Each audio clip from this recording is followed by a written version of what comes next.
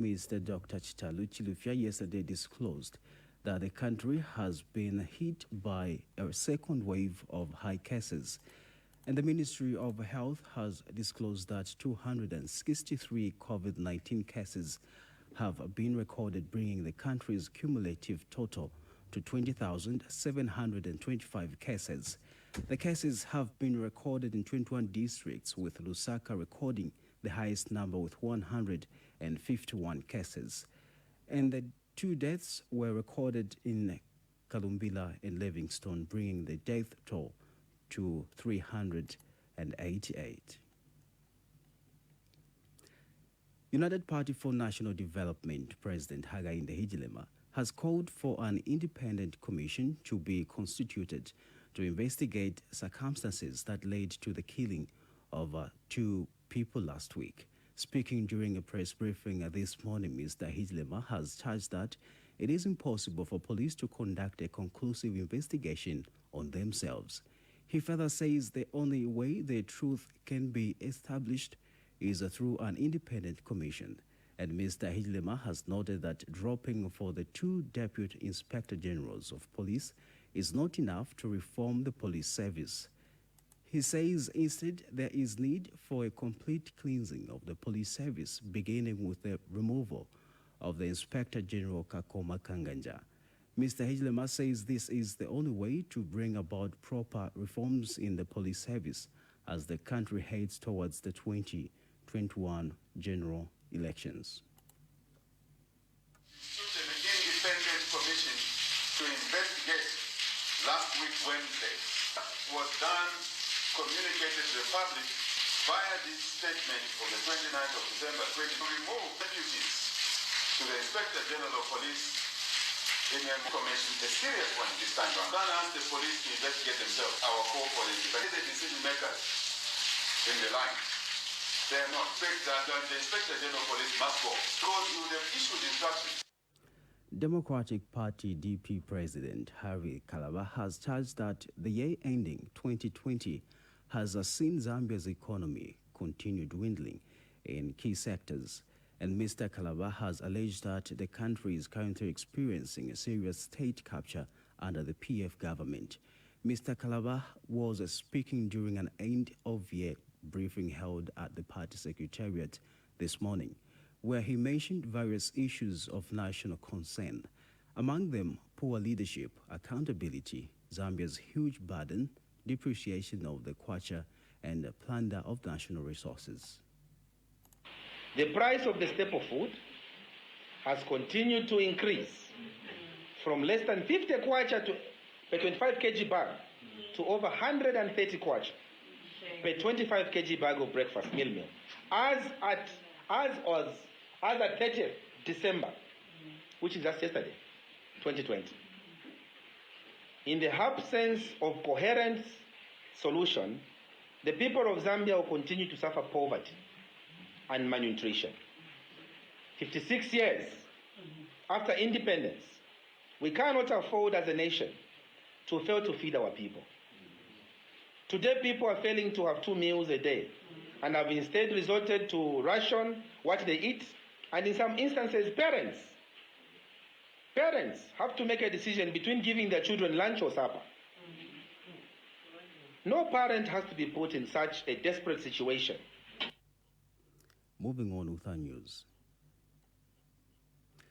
The Zambia Land Alliance has called for the finalizations and adoption of the National Land Policy in a statement issued to Joy FM News.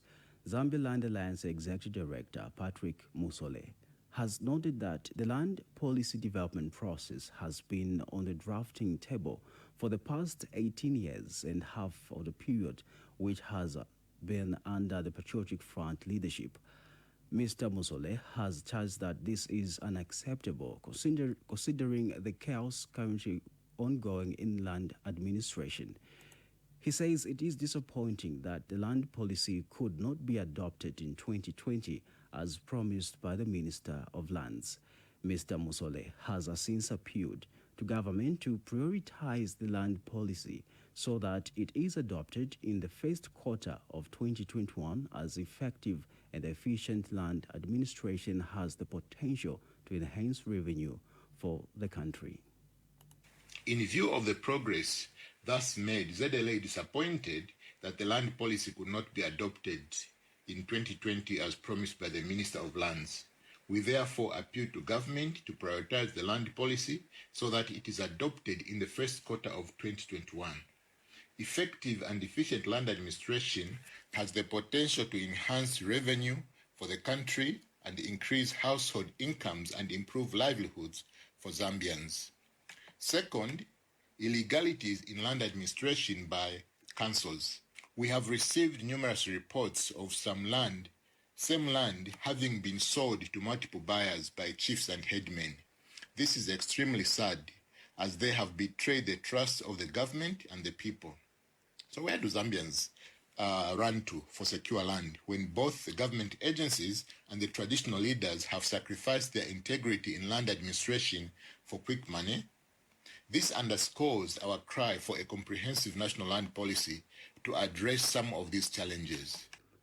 The Non-Governmental Gender Organizations Coordinating Council in GOCC has expressed concern that the country has continued to record an increase in incidences of sexual and gender-based violence, especially against women and girls. Speaking during an end-of-year press briefing this morning, NGOCC chairperson Mary Mulenga has noted that, according to the Zambia Police Victim Support Unit, 7,640 cases of gender-based violence were reported countrywide during the third quarter of 2020. Ms. Mulenga says the trends in SGBV have continually showed that the scourge had been on the increase, having been compounded by the coronavirus COVID-19. She has since urged all stakeholders to come on board and address the issue. In 2020, Zambia continued to record increased incidences of sexual and gender-based violence, especially against women and girls, as statistics have always shown. According to the Zambia Police Victim Support Unit, 7,640 cases of gender-based violence were reported countrywide during the third quarter of 2020, as compared to 6,788 recorded in the third quarter of 2019. This was an increase of 852 cases, translating to something just under 20% increase. Generally, the trends in sexual and gender-based violence have continually showed that the scourge has been on the increase, having been compounded by the coronavirus or COVID-19. So we call upon all Zambians to join hands to address this sexual and gender-based violence. The fight against this scourge should not only be left to government or even civil society organizations like ourselves, but to all of us. All of us should be able to play a role to ensure that we end this vice. Meanwhile, Ms. Mulenga has urged political parties in the country to commit to adopting more women to stand in leadership positions as the country prepares for the 2021 general elections. She has also encouraged more women to offer themselves for public service through the political arena.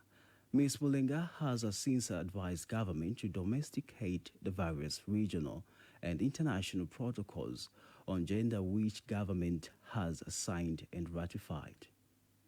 As we prepare for the 2021 general elections, it is NGOCC's expectation that political parties will commit to adopting more women to stand as members of parliament and as councillors. We also would like to appeal to women, even to you female journalists here, to offer yourselves. We should offer ourselves for public service through the political arena. We still feel that, and indeed make an appeal, to the president to domesticate the various regional and international protocols on gender, which the government has signed and ratified. Let's take it to that.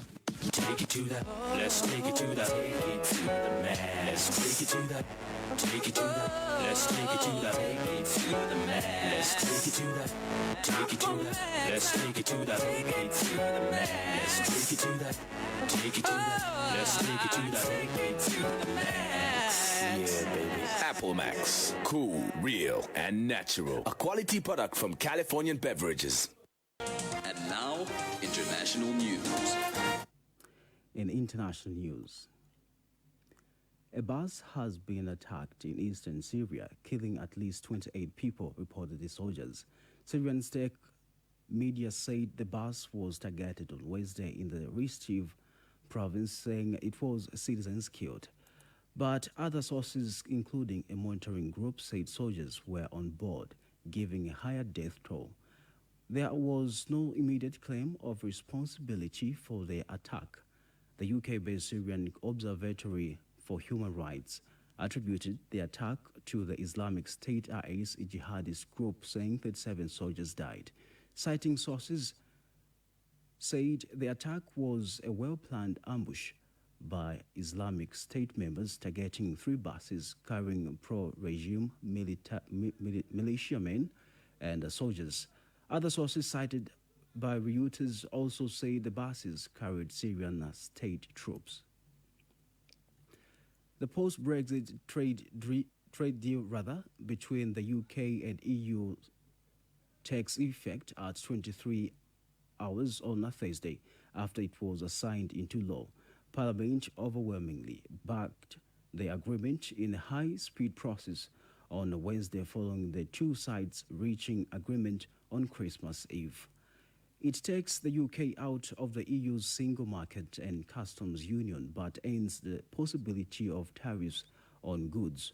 PM Boris Johnson thanked MPs and said the destiny of this great country now resides firmly in our hands. Opponents says the country will still be worse off than it was while in the EU.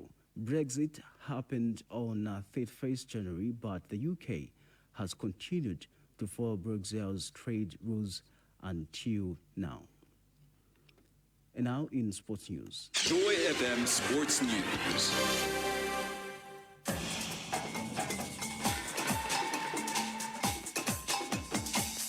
Now in sports news, Manchester City kick off the new year at Chelsea on Sunday, eager to move on from a recent COVID-19 outbreak and get back to putting pressure on Premier League leaders Liverpool.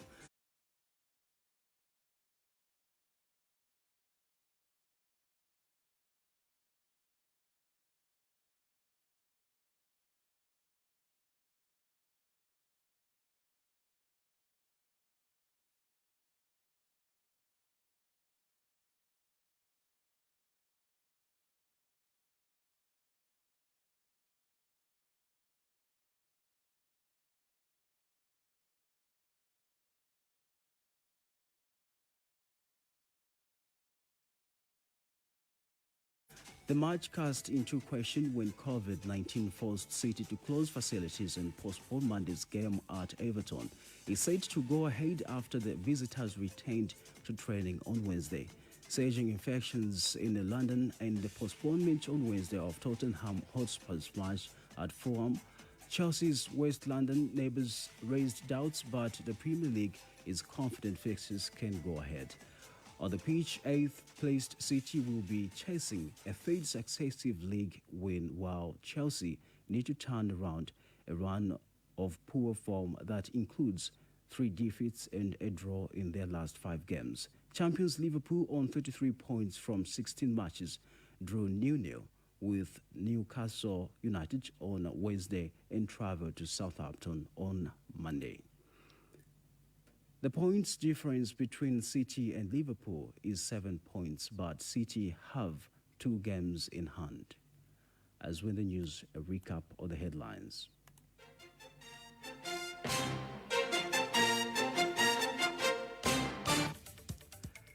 The country has continued to record new COVID-19 deaths. The Zambia Land Alliance has called for the finalizations and adoption of the national land policy next year. In international news, a bus has been attacked in eastern Syria, killing at least 28 people, reported the soldiers. And in sports news, Manchester City kick off the new year at Chelsea on Sunday. On behalf of the entire production team, this has been Lwando Billy Cheleka. Thank you so much for your time.